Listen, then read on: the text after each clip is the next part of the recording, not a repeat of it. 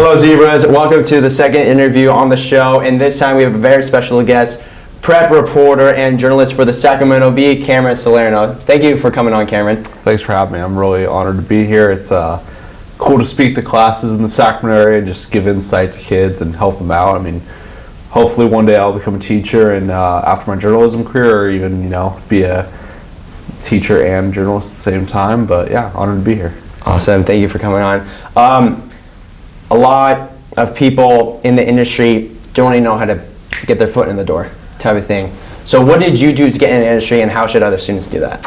Right, so when I was 15 years old, I was lucky enough to get an opportunity at the Roseville Press Tribune, and I was still a high school student at Wood Creek High School. I was always someone who loved sports and loved journalism, but I knew that if I wanted to advance it, I had to get an internship, and so I was lucky enough where the Roseville Press Tribune reached out to me.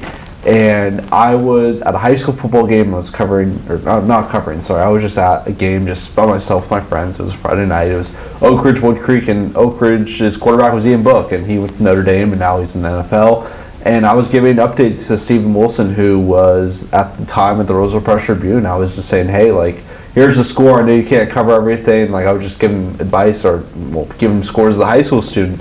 And he's like, hey, we're looking for an intern. Would you be interested? I was like, I've always kind of wanted to get into journalism. Just, I always right now is sports. So I thought it was a good marriage, and I ended up being there for 2 years and loved it and really advanced my career. But like I said, a lot of kids, when they first start off, they just don't know where to start. And people are lucky enough to have experiences in high school where they're working for their student paper or they're doing stuff like this. So I think the experiences that you have right now and in the classroom, it's really important to learn. But what I tell kids is a lot of things you're going to learn are stuff outside of the classroom and going to events and talking to people and interviewing and making connections. That's where you're really going to learn how to be a journalist. So I would say that's the advice I have for kids, because a lot of kids, like I said, they don't know where to start, and you just have to kind of just dive headfirst into it.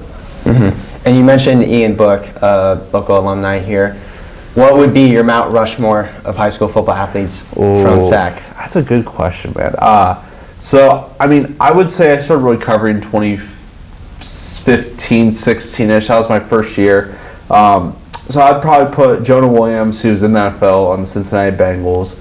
I'd probably have to go Joseph Nagata, who's from Folsom. Jake Brown, obviously another Folsom guy. And then that third, I might throw Ian Book on there. There's a lot of really good talent that's coming out of this area in recent years too. And I would probably say Book. Just because just the pedigree of his career. But there's definitely a lot of really talented players that have come out of this area and gone on to the Division I ranks and even the professional ranks. So yeah, there's a lot of guys you could put on that list. But I would say Jonah Williams is probably the best player I've seen, just because from a sheer talent. He was a huge offensive lineman. You can just tell he's going to play on Sundays one day. But yeah, I would say, him and Brownie and Nagata are the three best players I've seen. That fourth is really up for debate. But yeah, Folsom's had a lot of talent in this area. They've been dominant for years. Yeah. And then going back to Lincoln, who is probably the greatest athlete you've seen here at Lincoln High School? Any sport? That's a good question. I really like the running back this year. He's really, really talented player going to Air Force. So I would say him, and then the linebacker from last year too. He was really, really good. Jordan Wagner. Yeah, Jordan Wagner. Wagner was a really good player. I think he was our defensive player of the year at the Sacramento Bee. So I would say him or Henning, the running back. Yeah, Ryan Henning and Jordan Wagner, big studs. I want to talk about your student section poll, because when I talk to people like kids in school, that's what they know you for. They don't know you. It's just they don't really read articles, basically. Right, so they see on Instagram. I get it.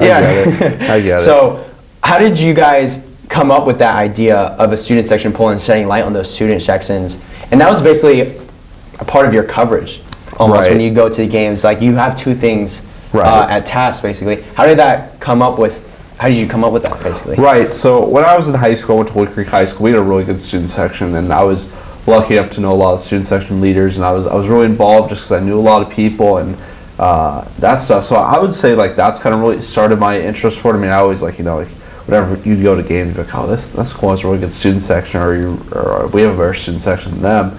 And so I kind of really started the idea in 2019, and it really kind of carried on. Then obviously COVID happened, and the students were allowed at games. I mean, not even parents were allowed at games at some schools in Sacramento. And so it kind of revitalized last year, and I kind of just posted the poll like again because I know it had a lot of traction in 2019 last year. Did it.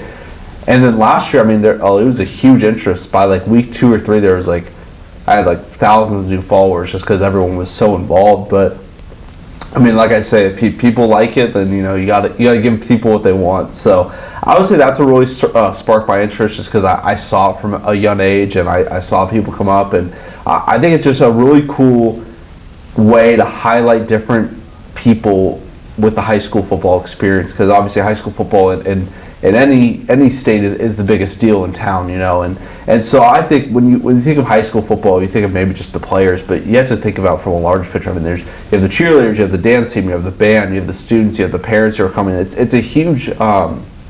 There's lots of pieces of the pie. So I would say just highlighting the student sections. It gives people a voice that maybe don't have. Maybe you're not an athlete. Maybe you don't want to play high school football, but you're really involved. You're the student section leader, or a lot of people on the high school football team, and that's your way you're involved on Friday nights. So I think it helps highlight to a lot of people, because you don't have to be the best school to have the best student section. Mm-hmm. And then on the TV, it'll occasionally put up "We Love Cam." Who was the first school to do that, and just what do you think of it? I think it's really cool. I mean, it's definitely modern for sure. I mean, I think Whitney and Rockland did it in 2019. I mean, they chanted like "We Love Cameron," and it was surreal just because, I mean, it made me blush a little bit, just because, I didn't expect that in my wildest dreams. I mean, you obviously want to make an impact as a journalist, and you want to give people good coverage, but I think seeing that was really surreal, just because, I mean, I never expected that in my wildest dreams. And I think almost every school I go to now, like, the student sections go crazy, and it's weird. I mean, I don't think weird's the right word. It's surreal. It's a cool experience for sure. I'm very lucky. I'm honored. I mean, if people like me, it's better than people putting up signs saying "We hate Cameron." So I think that's why I'd put it. Mm-hmm. And then I want to bring up, in your interview with 65 Sports, which is now What Up Sports Nation as of the moment, you mentioned in this one game you went to the Niners football game in Santa Clara, and they didn't have your press pass. What was going through your mind, and you found a way to get a story out? What happened when you didn't have your press pass, but then what did you learn when you were able to get an outcome and get a story of the fans, and then going to the nosebleeds basically? Right, that was a really interesting day. So how that goes, I was covering the 49ers last year. I think it was a Week 8 game, Cardinals versus 49ers, and I was supposed to cover the game for the Sacramento Bee. I mean, I drove down there from Roseville to Santa Clara, and I got down there, and they didn't have my press pass because my editor forgot to request me my pass, and it happens. But I mean, they wouldn't give me a pass, which I get it. Like, it's not a high school football game, it's the NFL, so they're a lot more strict. But how I found a way to make a story is I just went and talked to fans, which, I mean, that's just how I got a story out of it. I talked to them, like, what do you think about the season? Because at the time, the 49ers were really struggling. They had a huge controversy about, I mean, Jimmy Garoppolo versus Trey Lance, and really that was like the peak of it, because the Niners were losing a lot. And so that's how I got a story out of it. And it really just shows in life, you have to kind of overcome stuff. Not everything's going to be perfect. Not everything's going to go your way.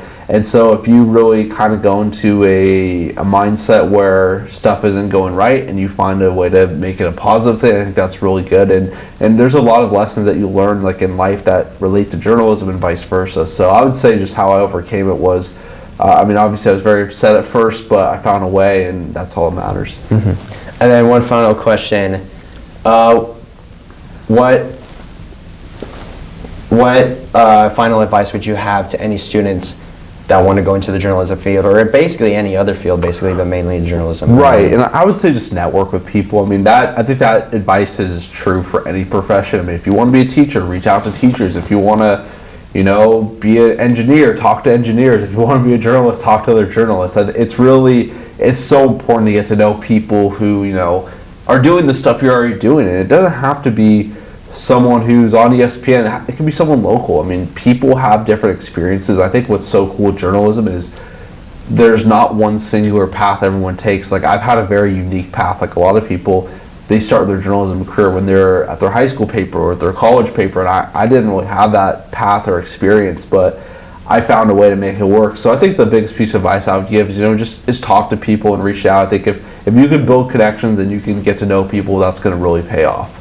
Awesome. Thank you so much for coming by Lincoln High School, Cameron. I really appreciate it. Let me shake your hand. Appreciate it. Thank you, guys. We'll see you next week. Thank you.